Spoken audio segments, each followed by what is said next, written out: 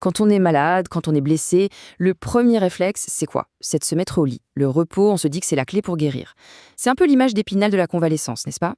Et pourtant, cette immobilité qu'on croit être notre meilleure amie peut en fait se transformer en notre pire ennemi. Elle cache des dangers bien réels.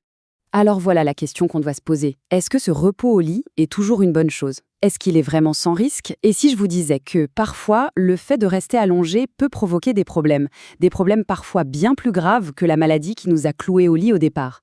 C'est tout le paradoxe qu'on va décortiquer aujourd'hui. Bon, par où est-ce qu'on commence? Eh bien, par ce qu'on voit en premier. La première sonnette d'alarme, elle apparaît directement sur la peau. Notre peau, c'est notre armure, notre première ligne de défense. Et c'est elle, la première, qui va souffrir quand on reste immobile trop longtemps. Et là, on parle d'un mot qui fait un peu peur, l'escar. Attention, une escar, ce n'est pas juste une petite irritation de la peau, c'est beaucoup plus vicieux. Imaginez le poids du corps, pendant des heures, toujours au même endroit. L'os, par exemple au niveau du sacrum ou du talon, appuie sur la peau contre le matelas. C'est comme si on marchait sur un tuyau d'arrosage, le sang ne passe plus. Les tout petits vaisseaux sanguins sont complètement écrasés. Et sans sang, pas d'oxygène, et sans oxygène, eh bien les tissus meurent. La blessure se forme de l'intérieur vers l'extérieur. Et le pire, c'est que ça va très vite. Il y a 4 stades, et l'escalade est redoutable. Au stade 1, on a juste une rougeur qui ne part pas quand on appuie dessus. Ça, c'est le signe d'alerte. Stade 2, hop, une cloque apparaît. La peau est déjà abîmée. Au stade 3, on n'est plus dans l'avertissement. C'est une plaie ouverte, un cratère qui se forme. Et le stade 4, là c'est le cauchemar. La plaie est si profonde qu'on peut voir les muscles, les tendons et parfois même l'os. C'est une véritable destruction qui part de l'intérieur. Voilà pour la partie visible, l'escar. Mais ce n'est vraiment que la pointe de l'iceberg. Parce que les dangers les plus sournois, les plus mortels, eux, ils se préparent en silence, à l'intérieur du corps. On ne les voit pas arriver. Prenons la circulation du sang. Quand on marche, les muscles de nos mollets agissent comme une pompe. Ils aident le sang à remonter vers le cœur. Mais au lit, cette pompe est à l'arrêt. Le sang stagne dans les veines des jambes, il devient plus épais, et paf, un caillot peut se former. C'est ça la phlébite. C'est comme une petite bombe à retardement dans la jambe. Parce que le vrai drame, c'est si un morceau de ce caillot se détache. Il va voyager dans le sang, remonter jusqu'au cœur, puis être propulsé dans les poumons, où il va boucher une artère. Et ça, c'est l'embolie pulmonaire, une urgence vitale. Et ce n'est pas tout, loin de là. C'est tout le corps qui se dérègle. On a les infections urinaires parce que la vessie se vide mal en position allongée. On a les poumons qui s'encombrent, ils ne sont plus bien ventilés, ce qui ouvre la porte aux pneumonies, surtout celles qu'on attrape à l'hôpital, sans parler du risque de fausse route quand on mange ou boit à coucher. Le système digestif, lui aussi, se met en grève. C'est la constipation qui peut aller jusqu'au fécalome. Et bien sûr, s'hydrater, s'alimenter correctement, ça devient un combat. Tout ça, ça affaiblit le corps de jour en jour.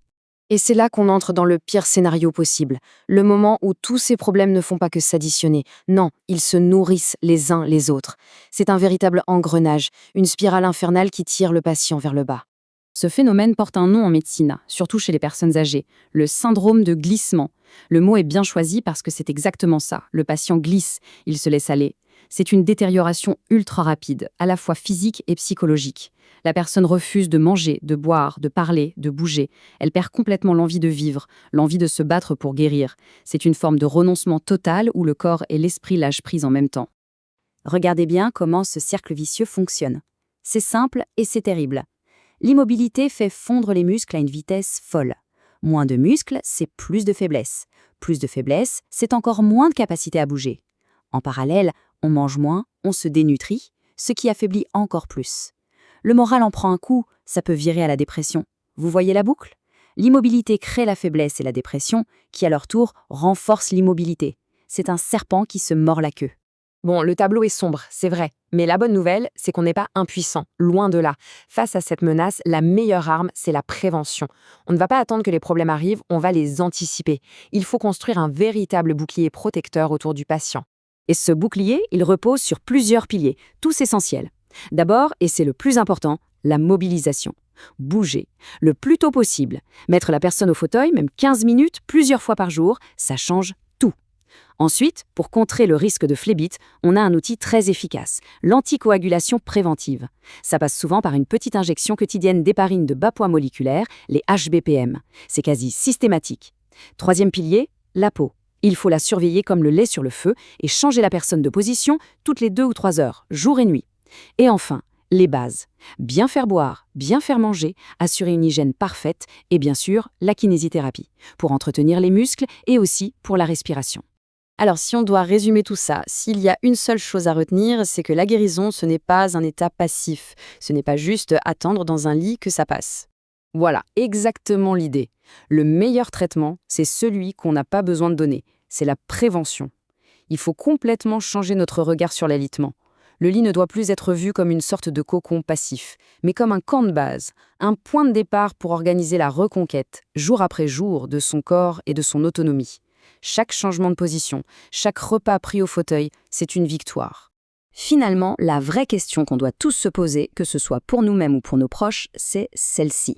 Comment faire en sorte que chaque nouvelle journée passée au lit ne soit pas un pas de plus vers la dépendance, mais au contraire, un pas, même tout petit, vers la guérison et l'autonomie? La réponse, c'est une vigilance et une action permanente. C'est ça le vrai combat contre les dangers de l'immobilité.